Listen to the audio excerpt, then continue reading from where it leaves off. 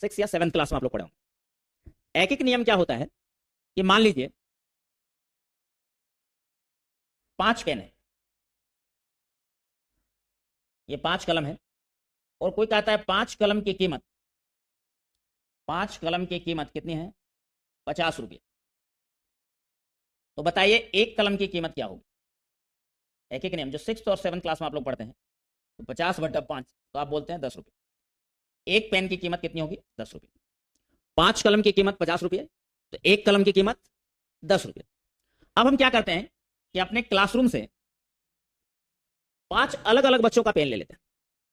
क्या लगता है किसी भी कोचिंग में, किसी भी स्कूल में हर एक बच्चों के पास सेम पेन होता है या डिफरेंट पेन होता है? अलग अलग कलम होती है। तो प्राय अलग अलग कलम होती है। तो अगर हम 5 बच्चे से कलम लेते हैं तो 5 की कलम अलग अलग है, तो 5 का कीमत भी क्या होगा? अलग अलग होगा। तो हम मान लेते हैं कि पहला पेन का कीमत 2 रुपये का है, एक कलम। दूसरा 3 रुपये, तीसरा 5 रुपये है, ये 12 रुपये है, और ये 18 रुपये का पेन है। किसी बच्चे के पास 2 रुपये का पेन है, किसी के पास 3 रुपये का है, किसी का 5 रुपये वाला पेन है, किसी का 12 रुपये वाला है, किसी का 18 रुपये वाला है। हम 5 बच्चों से पेन ले लिए। अब यहां देखेंगे तो पूछेगा 5 पेन का प्राइस कितना है? तो 3 2 5, 5 5 10, 10 और 12 कितना होता है? 22। अब 22 और 18 है तो कितना हो गया? 22 8 30, सॉरी 28 करना पड़ेगा, 40 हो जाएगा ये। अगर हम 28 कर देते हैं इसको, 18 की जगह क्या कर देते हैं? 28, तो 50 हो जाएगा। क्योंकि हम 5 कलम की कीमत कितने माने हुए हैं? 50 रुपये। तो 3 2 5, 5 10, 12 10 22, अब 22 और 28 कितना हो गया? 50। अब जो यहां पे हम लोग नियम पढ़ते हैं उसके अकॉर्डिंग 5 का कीमत 50, तो एक का कीमत 10। लेकिन यहां पे जो 5 पेन हम अलग अलग बच्चों से लिए हैं उसमें किसी भी पेन की कीमत, किसी भी कलम की कीमत 10 रुपया नहीं है। मतलब ये जो कॉन्सेप्ट था वो यहां काम नहीं कर रहा। तो ऐसा नहीं कि किसी फॉर्मूला को हम 6 7 क्लास में रट गए तो जहां मर्जी वो फॉर्मूला हम लगा दे। 5 का कीमत 10 तो 5 का कीमत 50 तो एक का कीमत 10, ये सब हर जगह काम नहीं करता है। तो कोई भी चीज को आप जब पढ़ते हैं तो उसका एक दायरा होता है कि वो कहां काम करेगा।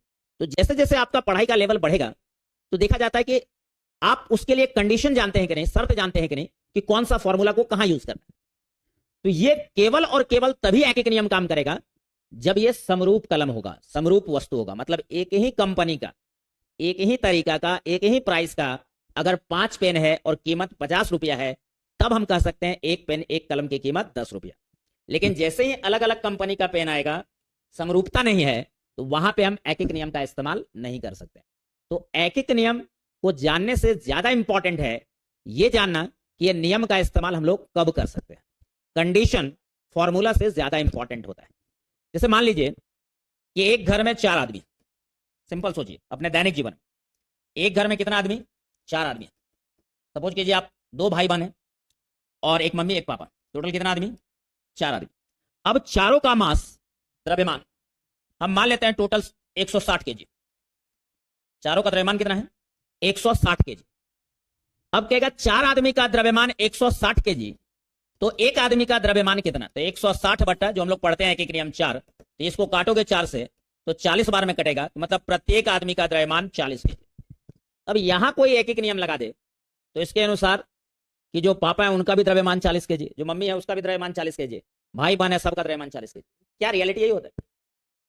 हर आदमी का द्रव्यमान क्या है? अलग अलग। तो यहां अगर आप एक एक नियम लगाते हैं तो ये 100% क्या है? गलत है।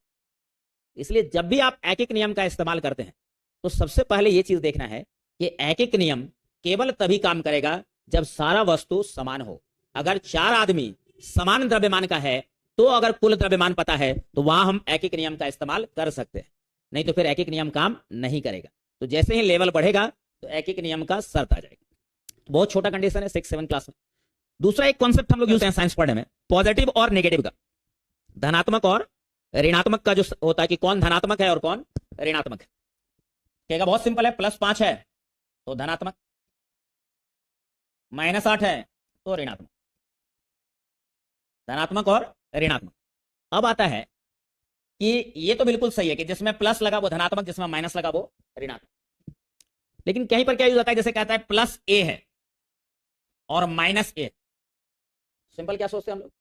+a धनात्मक और -a ऋणात्मक। ये 100% सही है, लेकिन ये वाला सही नहीं।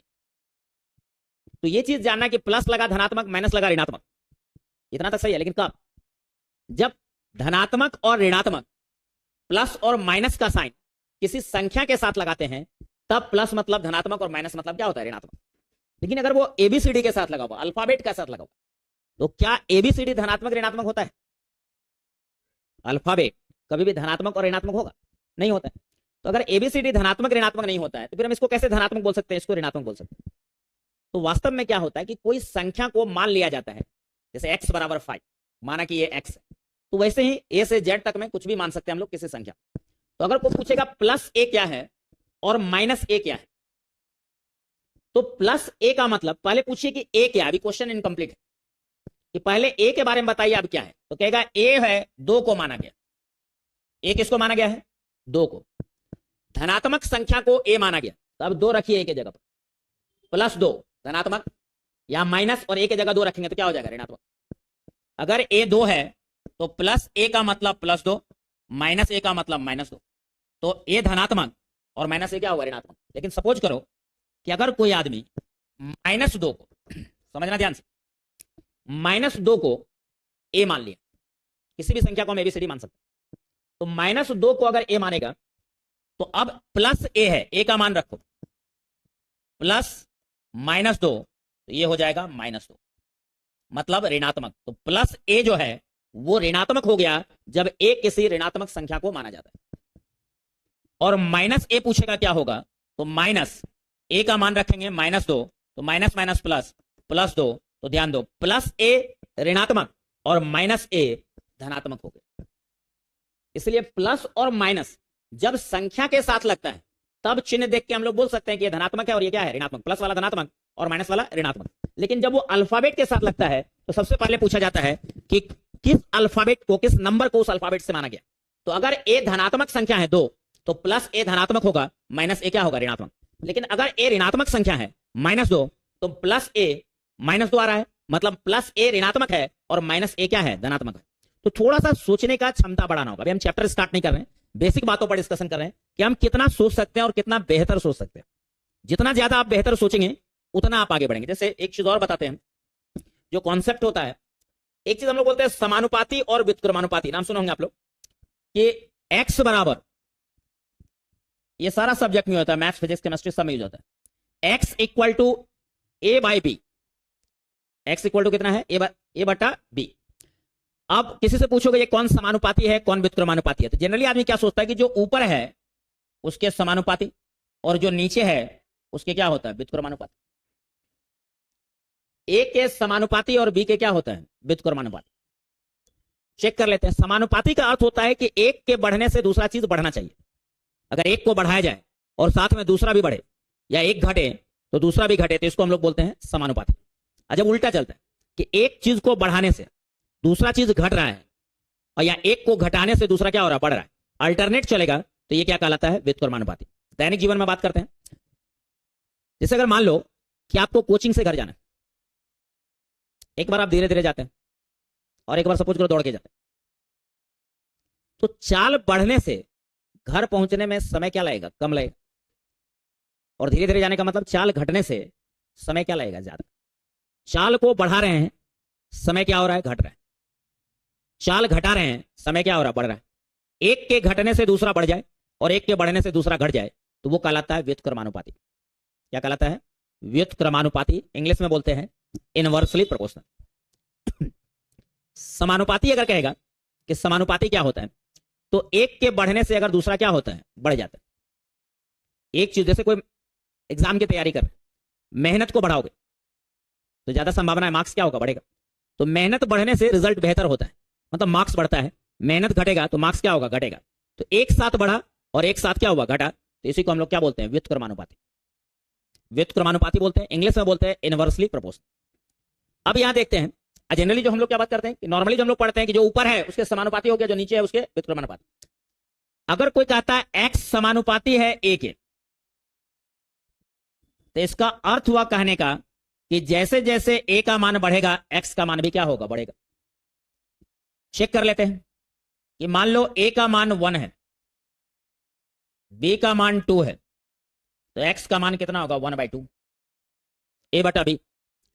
अब a का मान बढ़ा दिए 2, बी का मान कर दिए 8, तो एक्स का मान पूछेगा तो 2/8 मतलब 1/4। ए का मान बढ़ा है, 1 से कितना हुआ 2, लेकिन एक्स का मान 1/2 से 1/4 हो गया, मतलब 1/4 हो गया, मतलब एक्स का मान घट गया। और समानुपाती का अर्थ होता है कि ए बढ़ा तो एक्स को भी बढ़ना चाहिए था, लेकिन ऐसा नहीं हुआ, ए बढ़ा लेकिन एक्स घट गया। तो ये कॉन्सेप्ट 100% गलत है कि जो ऊपर है वो समानुपाती और जो नीचे है उसके व्युत्क्रमानुपाती। इसका कंडीशन क्या है कि जो नीचे वाला टर्म है बी, अगर हम कहते हैं एक्स ए के समानुपाती है तो नीचे वाला टर्म जो होना चाहिए वो कांस्टेंट होना चाहिए, मतलब बदलना नहीं चाहिए, नियत होना चाहिए। जिस दो के बीच समानुपाती और व्युत्क्रमानुपाती बात कर रहे हैं तो जो भी एक्स्ट्रा टर्म है, दो के अलावा टर्म है, वो कांस्टेंट होना चाहिए, उसमें कोई बदलाव नहीं होना चाहिए। एक्स समानुपाती ए ये तभी बोलना संभव है जब बी का मान क्या रहेगा, कांस्टेंट। अब देखो कैसे, बी का मान कांस्टेंट मतलब बी का मान नहीं बदलेगा। तो बी पहले 2 था तो बाद में बी क्या रहेगा, बी 2 ही रहेगा। तो अब देखो चेक करके, एक्स बराबर ए बट्टा बी 1/2 और ए बराबर 2 बी बराबर 2, बी नहीं बदलना है, तो 2/2 कितना हो जाएगा, 1 हो जाएगा। तो अब ध्यान से समझो, यहां अगर ए बढ़ा 1 से 2, 1 से कितना हुआ 2, तो एक्स का मान भी आधा से 1/2 मतलब आधा हुआ, आधा से 1 हो गया, मतलब एक्स का मान भी बढ़ा, लेकिन कब, जब बी के मान में कोई परिवर्तन नहीं हुआ। तो ध्यान रखना कि जब हम बोलते हैं एक्स समानुपाती ए तो यह तभी संभव है जब बी का मान नियत रहेगा। ठीक उसी तरीका से जब बोलते हैं एक्स समानुपाती है बी के, तो व्युत्क्रमानुपाती है बी के, तो यह कब संभव होगा, एक्स व्युत्क्रमानुपाती बी के है, इसका मतलब कि ए का मान कांस्टेंट रहना चाहिए। तो जब भी समानुपाती और व्युत्क्रमानुपाती का टर्म बोलते हैं तो बाकी टर्म क्या होना चाहिए, कांस्टेंट होना चाहिए।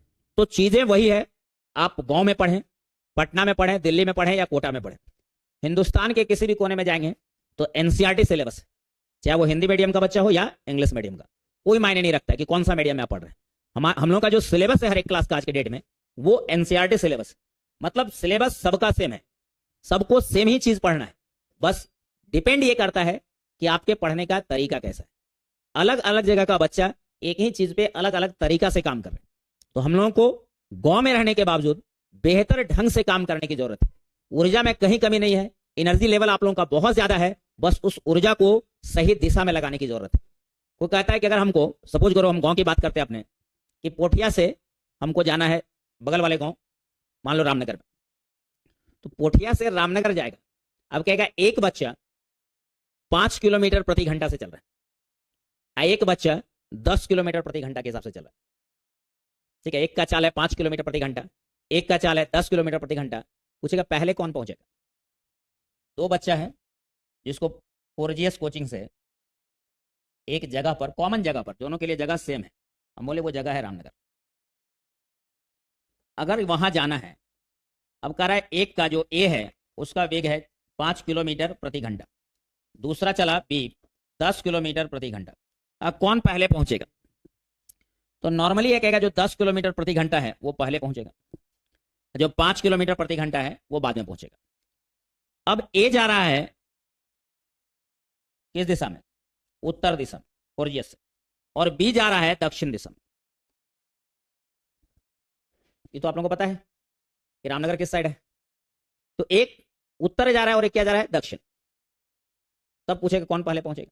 ये 10 किलोमीटर प्रति घंटा से जा रहा है, पूरी जिंदगी दक्षिण दिशा में चल लेगा तो भी ये रामनगर नहीं पहुंच सकता। कहने का मतलब यह है कि हम कितना तेज दौड़ रहे हैं या कितना मेहनत कर रहे हैं आज के डेट में कोई मायने नहीं रखता। हम किस दिशा में काम कर रहे हैं वो बहुत इंपॉर्टेंट होता है। सिर्फ बहुत ज्यादा पढ़ लेने से, बहुत ज्यादा मेहनत कर लेने से आप सफल नहीं हो। मेहनत को एक सही दिशा मिलना ज्यादा जरूरी है। आप सही दिशा में काम कीजिए, 100% सफलता मिलेगी। ठीक है, तो हम लोग जैसे फोरजीएस में जो टीचर हैं, बहुत अच्छे टीचर हैं, आप लोगों को पता है, बेस्ट टीचर वहां के पढ़ा रहे हैं, बस हम लोग सपोर्ट में आ रहे हैं ऑनलाइन प्लेटफॉर्म पे। तो आप लोग तो वहां पढ़ ही रहे हैं, तो हम लोग कुछ कुछ उसी टॉपिक पर सपोर्ट में आ रहे हैं कि हम लोग दोनों मिलके, ऑफलाइन और ऑनलाइन मिलके, कि आपका कैसे बेहतर हो सकता है शिक्षा का स्तर, कैसे हम बेहतर लेवल पे काम कर सकते हैं गांव में रहने के बावजूद, कि हम शहर के बच्चों से कंपटीशन कर सकें। क्योंकि जब भी आप बहुत आगे बढ़ने की बात करते हैं तो आपको पूरे हिंदुस्तान के बच्चों से कंपटीशन करने की जरूरत है। या पूरे बिहार के बच्चों से कंपटीशन करने की जरूरत है, वो तभी होगा जब आपका लेवल अच्छा होगा, आपके सोचने का तरीका अच्छा होगा और आप सही दिशा में काम करेंगे। दिशा बहुत मायने रखता है, ठीक है। और दूसरा चीज, पढ़ाई में एक और चीज है जो लास्ट में मैं कहना चाहता हूं कि पढ़ाई, स्कूल और कोचिंग, उससे बच्चा कम सीखता है, समाज से बच्चा ज्यादा सीखता है। दुनिया का कोई भी स्कूल या कोचिंग आपको मोबाइल चलाना नहीं सिखाए, लेकिन आज आप मोबाइल चलाने में एक्सपर्ट है, तो कहीं ना कहीं समाज का योगदान भी किसी की सफलता में बहुत मायने रखते हैं।